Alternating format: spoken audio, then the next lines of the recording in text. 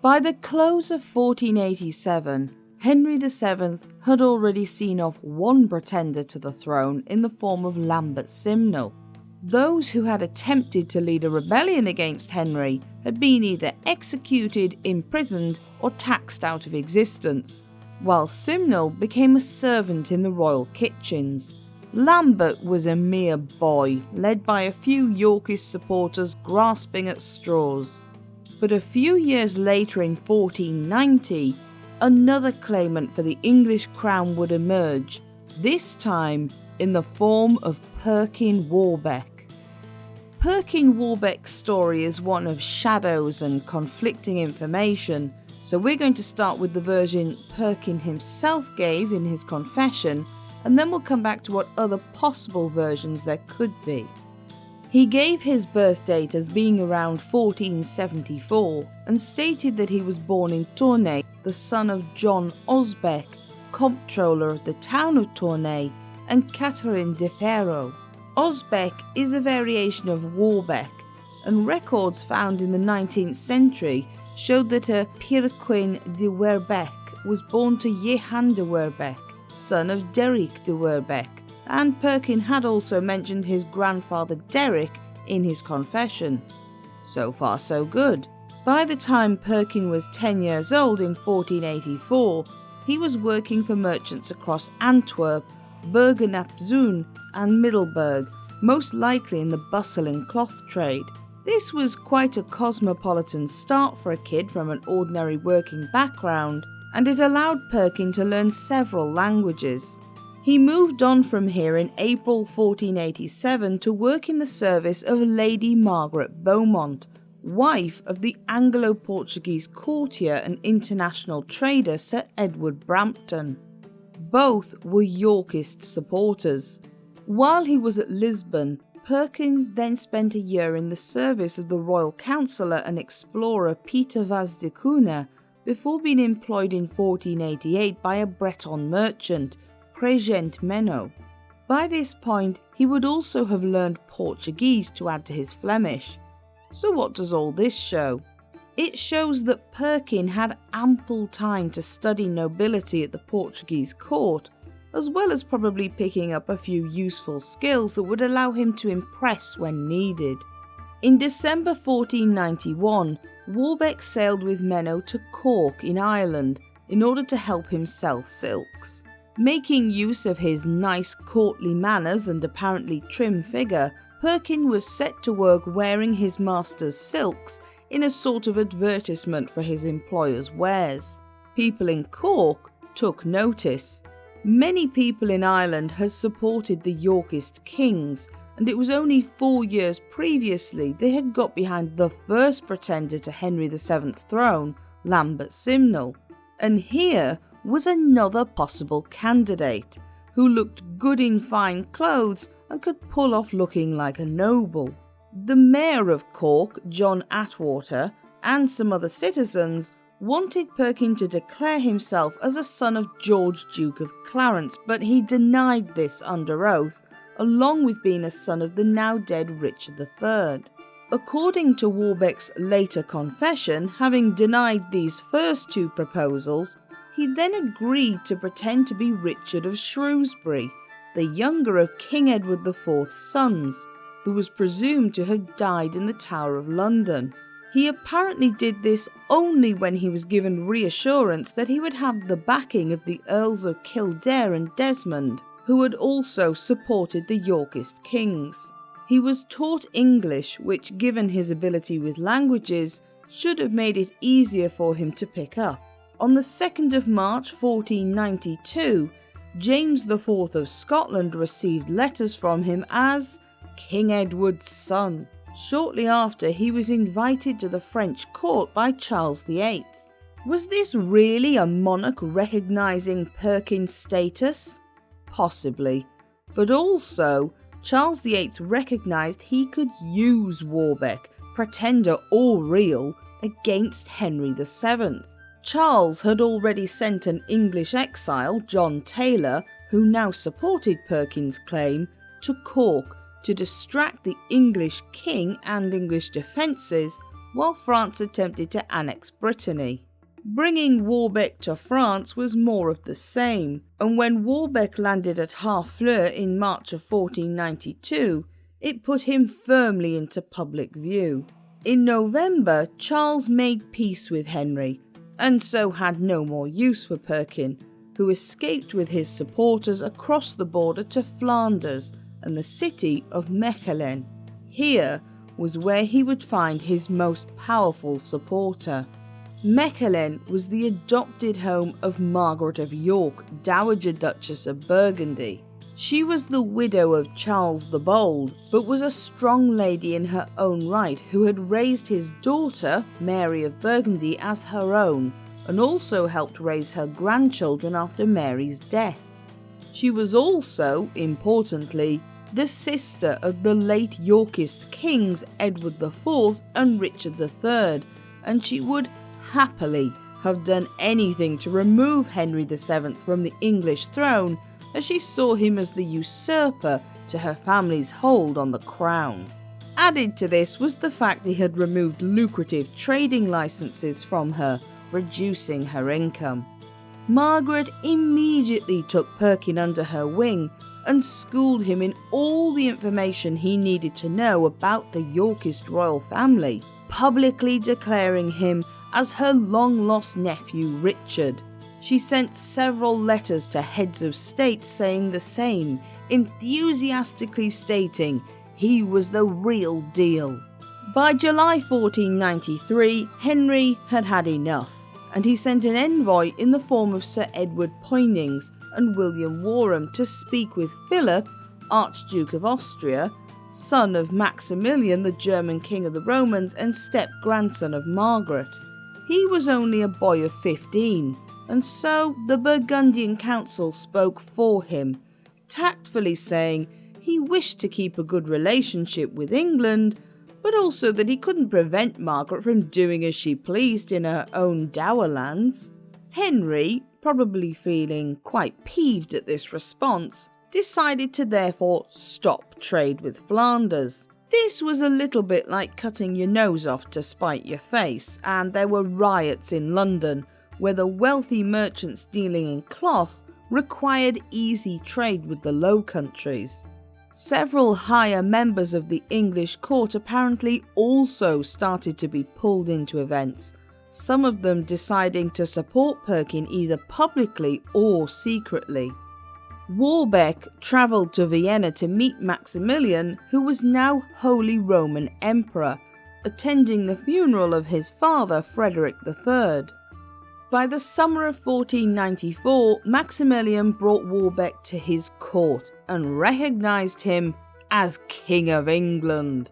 Obviously, this was too much for the English monarch, and Henry sent messengers to Mechelen to shout to the crowds that not only was Perkin Warbeck the son of a boatman from Tournai, but that the English had proof.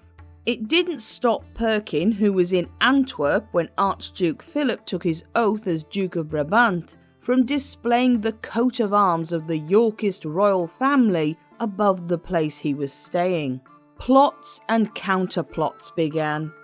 Henry offered pardons to 2 men who had supported Warbeck in Flanders, and at least one of them took him up on the offer. One of these men, Sir Robert Clifford, jumped at the chance to return home, spilled all the tea about many of the English courtiers who were supporting the mission, including Sir William Stanley, and was paid handsomely for his efforts. William was actually the brother of Henry's stepfather, Thomas Stanley, and so it put him in a very awkward position. Hoping it would grant him leniency, William confessed all, and Henry was keen to grant him a pardon, especially as he had fought by his side at Bosworth. However, the mood was too tense, and Henry's advisors pressed that keeping William alive would encourage more supporters of Warbeck to come forward. In January 1495, William was beheaded, along with many other courtiers who had claimed to support Warbeck, although 6 more minor supporters were pardoned and fined. This was no longer a game of pretend, and Perkin prepared to go into action. In December 1494, he had signed a deed stating that once he gained possession of the English crown, he would restore Margaret's trading rights to her, and he promised Maximilian future arms against France if it was needed. Both Margaret and the Holy Roman Emperor funded Warbeck in order for him to have a small fleet and a force of just a few hundred men. Perkin set off in July 1495 for Deal in Kent, certain he would be gladly welcomed by the people of England.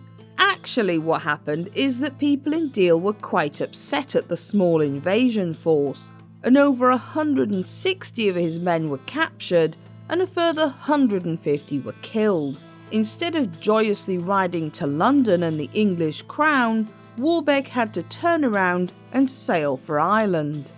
He met up with Maurice Fitzgerald, the Earl of Desmond, and they laid siege to Waterford, still loyal to Henry VII. Waterford remained steady, however, and so once again Perkin had to change course, this time heading to Scotland. James IV of Scotland wasn't really getting on with Henry at this point, so he was more than happy to welcome Perkin to his court as Richard of Shrewsbury. James IV certainly acted the part of believing Perkin was one of the lost princes, however. Warbeck was a guest over Christmas, and on the 13th of January 1496, the Scots king married Perkin to Lady Catherine Gordon, a distant cousin of the king. This has been pointed to as proof of Perkin's status, being married to a noblewoman, and yet many other historians point out that she was only a minor noblewoman, and not what would have been expected for a king. They were married in Edinburgh, and a grand tournament was held in their honour, at which James gave Perkin new clothes for the occasion and armour covered in purple silk. By September 1496, James was ready to get down to business, and he and Warbeck prepared to invade England. Warbeck had promised Berwick-upon-Tweed in exchange for help, and they set off for Northumberland. But despite all the preparation, the raid lasted only 3 days or so. Perkin had issued a declaration enticing all Englishmen to fight for him against Henry, but predictably, they didn't. James wasn't about to prevent his forces from attacking, and Warbeck made the whole exercise look ridiculous by asking James to spare his future subjects. A few towers were knocked down and everyone went home again. By 1497, James was getting tired of Perkin, and his usefulness was moot, as James now wanted to negotiate a marriage between himself and Henry's eldest daughter Margaret Tudor. But events were about to turn in Warbeck's favour. In order to raise troops and artillery against the Scots, Henry had turned to taxing his citizens heavily, something no one was ever thrilled about. It sparked rebellion in Cornwall, spreading to Somerset and beyond. As the rebels involved planned to march on London, Warbeck seemed like the natural choice to lead them, and they invited him to join them in Cornwall as their leader. James IV had already provided a ship called the Cuckoo and a hired crew under a Breton captain to get rid of Perkin, who had sailed to Waterford in disgrace.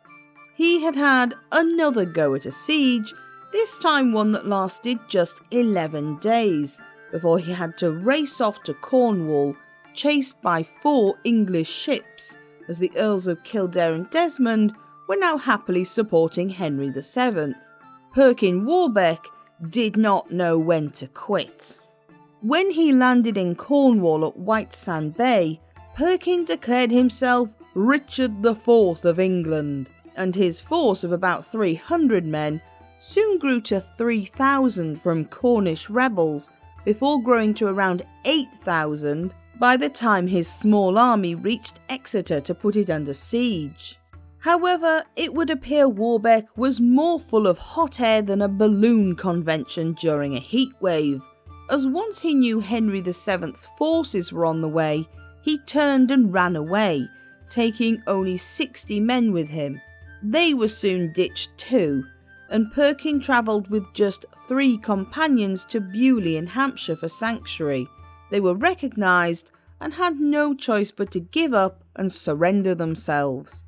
But Henry didn't automatically send Perkin to the chopping block. The king had arrived by now at Taunton, where Warbeck was taken, and when Warbeck arrived, he apparently made a full confession of his imposture. Perkin's wife, Catherine, was brought before them both, and Henry made Perkin state his confession again in her presence, although who knows if she really believed it or not anyway, and Henry sent her to be a lady-in-waiting in the royal household of his own wife, Elizabeth of York. Everything seemed calm now, and Henry brought Perkin back to London with him, parading him through the streets on the 28th of November to the jeers and boos of the crowd. He was put into the Tower of London, but was shortly afterwards released and allowed to remain at court under close supervision. It seemed whatever had charmed Perkin's supporters also had some effect on the English king, who seemed to like him enough to keep him around. Warbeck was even allowed to be at royal feasts. And you might think that would be the end of the story for any sensible person, but Perkin seems to have liked flirting with danger. So, on the 9th of June 1498, Perkin tried to escape, getting no further than the monastery at Sion, and he surrendered once again to a pardon on his confession. As punishment, on Friday the 15th of June, he was placed in the stocks at Westminster Hall, and again on the 18th at Cheapside. He was ordered to write out his confession, which was printed and distributed by Henry across the land. This time, there would be no welcome at court or royal feasts, and Perkin was shackled in the Tower of London, a prisoner for life. However, while he was at first in solitary confinement, by 1499 he was later put in with another prisoner, Edward Plantagenet, Earl of Warwick, thanks to Perkin charming his guards to allow him to speak with other prisoners. The Earl of Warwick was the last surviving male heir of the Plantagenet line, son of George, Duke of Clarence, and he must have been an uncomfortable itch in Henry's side as the only real claimant to the English throne. Rumours were thrown about that Edward was simple-minded, but this could easily have been put out to prevent people thinking they could rescue him and have him as a leader. Putting Perkin and Warwick together was not the best move, as the pair soon began plotting to escape. It wasn't the world's best plan. They decided they would blow up the tower, escape, and place one of themselves on the throne. No, they don't seem to have considered how to blow up the tower, the king, his guards, his army, or lack of support from the English people. How involved either man was is unclear, but it wasn't long before the plot was revealed to Henry. Perkin had now proven he was not going to give up, and it left the king with no choice but to condemn him to death. On the 21st of November, the Earl of Warwick was given his judgment and was beheaded at the Tower. Some theorised his death was part of pressure from Ferdinand II of Aragon and Isabella I of Castile, parents of Catherine of Aragon, who was to wed Henry's son, Prince Arthur. Having Edward alive was awkward when Arthur was due to inherit the throne, and Catherine's parents wanted to ensure their daughter would be queen. Along with John Atwater, the previous mayor of Cork who had been retrieved from his exile, Perkin Warbeck was brought to Tyburn on the 23rd of November 1499. He read one final proclamation that he was a fake and was hanged. Lady Catherine Gordon was humiliated by what had happened to her husband, but she was allowed to remain in England, marrying 3 more times over her lifetime, and was given a pension and wardrobe allowance and grants of lands. Henry VII had now rid himself of all potential claimants to the throne and would have no more serious threats to his hold on the crown in his lifetime. But even today there are still rumours about Perkin Warbeck. Was his confession real? Was he really Richard of Shrewsbury? Or could he even have been someone else?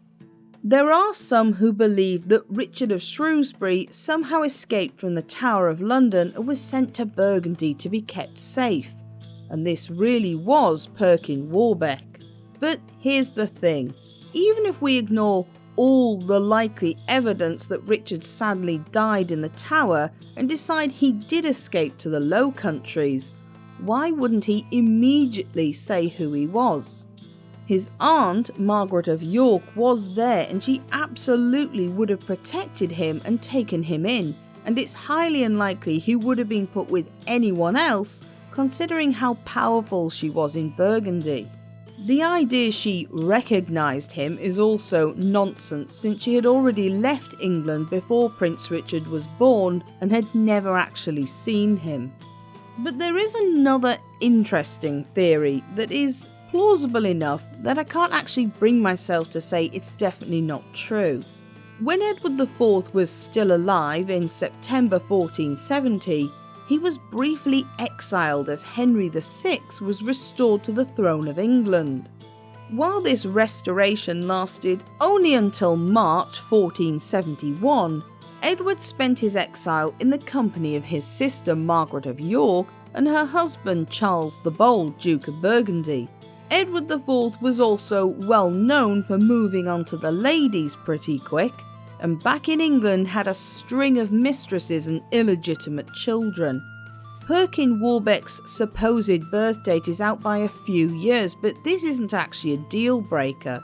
In the 15th century there were no birth records, and so someone's year of birth could be worked out mainly from church christening records, and sometimes children were not immediately christened. This could be especially true if someone had an illegitimate child and either wanted to cover up the actual year of birth or adopted a child and christened them into their own family.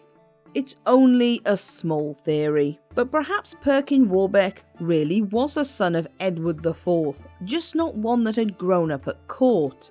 His bearing and likeness to Edward IV could be explained this way. And although we know Elizabeth of York, Elizabeth Woodville and her other daughters all never recorded what they thought of Perkin Warbeck either way, perhaps it was because they knew he wasn't Richard of Shrewsbury, but he also looked an awful lot like their family, and they knew what Edward IV had been like. It's another enduring medieval mystery that will likely never be solved to satisfaction, but it certainly has more unanswered questions than the story of Lambert Simnel. Whether Perkin Warbeck really was royalty or not, he still managed to persuade kings, nobles and ordinary people to follow him, and had he not tried to escape from Henry's royal court, he might even have succeeded in joining their ranks. If you enjoyed this video, don't forget to like and subscribe so you don't miss any new documentaries.